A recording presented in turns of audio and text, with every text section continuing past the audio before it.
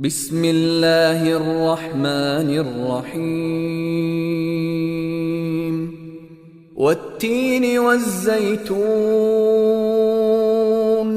وطور سينين وهذا البلد الأمين لقد خلقنا الإنسان في أحسن تقويم ثم رددناه أسفل سافلين إلا الذين